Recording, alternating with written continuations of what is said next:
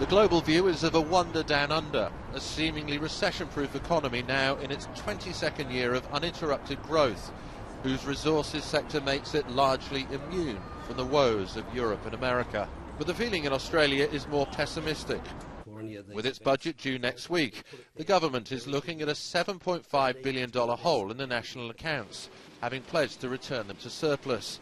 It's expected to signal an increase in unemployment and slowing economic growth.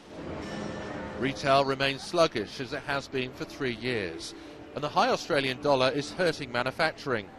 There's also been the realisation that the minerals boom won't last forever. So there's pressure on the Reserve Bank to cut interest rates even further, despite the fact the present level of 3% is historically very low. With inflation near the bottom of the central bank's 2 to 3% target, there's certainly scope for a cut. But the market is split over whether it will happen, indicating a 50% chance of a rate cut. In a Bloomberg survey, most expected the bank to continue its policy of wait and see, with low inflation giving it the chance to lower rates later in the year if the Australian economy needs a stimulus. Nick Bryant, BBC News, Sydney.